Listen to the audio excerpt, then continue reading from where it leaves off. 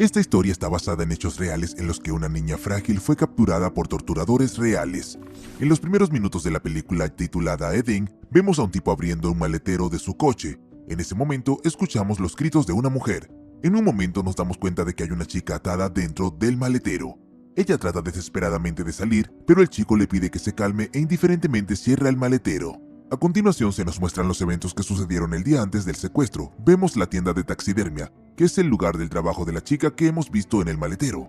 Ella tira la basura y llama a la puerta, invitando a su amiga a salir a charlar. Su amiga le da a la chica una tarjeta de identificación falsa, que es una pista para nosotros de que la chica está viviendo en el país ilegalmente. Luego vemos al padre de la chica salir y darle un hermoso anillo como regalo de graduación. En la tienda ayuda a su madre a lidiar con los problemas de la caja registradora. Aquí aprendemos que el nombre de la chica es Hyun Jae y la tienda de animales de peluche es un negocio familiar.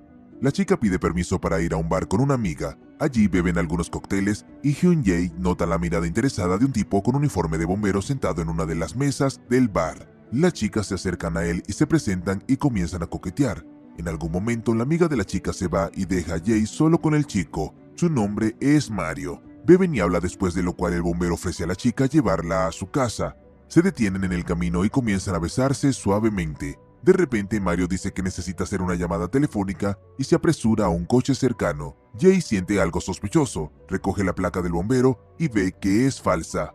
Asustada sale corriendo del auto, pero Mario inmediatamente la agarra. Llega la mañana, el sheriff local va a la propiedad de uno de los terratenientes. Allí ve al terrateniente hablando con otro sheriff de una comisaría vecina. El granjero le muestra el cuerpo que encontró en el barranco, una chica con un brazalete electrónico de arresto domiciliario en la pierna. De repente uno de los sheriffs toma un arma y masacra a su colega y al granjero. Volvemos a Jae y la vemos sentada en un camión junto con varias otras chicas. La chica nota las manchas rojas en el suelo. Ella ve a alguien brillando una linterna en su cara y oye gritos femeninos. Jae se despierta en una habitación que parece un almacén. Se encuentra acostada en una litera, esposada, con un hombre sentado a su lado. Luego una mujer con una bata blanca le da a Jae algún tipo de inyección. Parece una especie de pastilla para dormir. La mujer saca los aparatos ortopédicos de la boca de Jae, la lava y le pone un brazalete electrónico en la pierna. La chica se despierta y ve que en la habitación hay otras chicas además de ella. Este lugar se parece mucho a una prisión de mujeres. Hay muchas habitaciones, cada una con chicas jóvenes que viven en ellas. Todas llevan la misma ropa y tienen pulseras electrónicas en las piernas. El alcaide es el sheriff, que le quitó la vida a su colega y al granjero local. Lleva a los prisioneros a la caja de gatitos y los invita a elegir una mascota para cuidar. Las chicas eligen a los gatitos por sí mismas. Jae no sale de su habitación. Oye a dos hombres discutiendo sus archivos personales. Uno de ellos entra en la habitación y le dice a la chica las reglas. Lávate 2 veces al día, sé obediente y no causes problemas. También le da un nuevo nombre, Eden. Al día siguiente todas las chicas se duchan. Uno de ellos les entrega pruebas de embarazo. Entonces una mujer con bata blanca viene a examinar a las chicas. Ella le da a cada una algún tipo de inyección. Los hombres alinean a las chicas y seleccionan a varias de ellas, incluyendo a Jae. Les dice que se pongan trajes de látex y luego las llevan a alguna parte. Las chicas terminan en una casa llena de cámaras. Allí todas las chicas son encadenadas y azotadas con un látigo. Jae llora amargamente, sentada junto a su compañera de cuarto. Su nueva amiga tararea una canción para consolarla. Al día siguiente la chica cambia de atuendo de nuevo y se va a un nuevo lugar. Uno de los guardias amenaza a la chica y le exige que sonría al nuevo cliente. Es un anciano desagradable y con sobrepeso. Unos minutos más tarde, el alcaide oye al hombre gritar, irrumpe en la habitación y ve al cliente tirado en el suelo. Parece que Jae lo ha mordido por el lugar. Nadie sobre eso.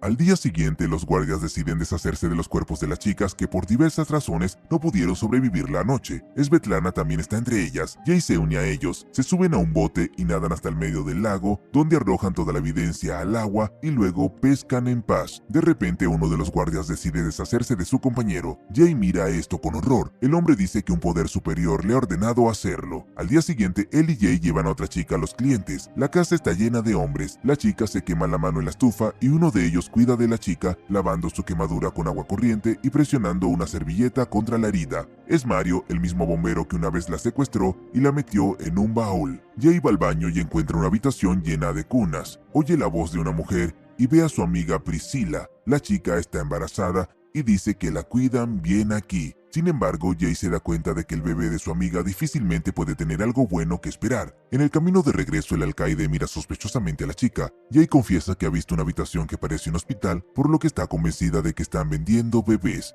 El hombre quiere que nuestra heroína demuestre su lealtad a él. Para hacer esto, exige que Jay mate a la chica que llevaban a los clientes. Ella solloza y casi lo hace, pero en el último momento el alcaide le quita la mano y la abraza suavemente. La chica ha pasado la prueba. Vuelven a entrar. Jay ve que uno de los guardias ha sido esposado y puesto en la tina de hielo, tal como lo hicieron una vez con ella. Se le trata con un mazo. Se dan cuenta de que el lugar ha sido encontrado por la policía y las chicas se preparan urgentemente para ser trasladadas. Tienen que empacar cajas y quemar cosas innecesarias. Las chicas encarceladas son transportadas con grandes camionetas.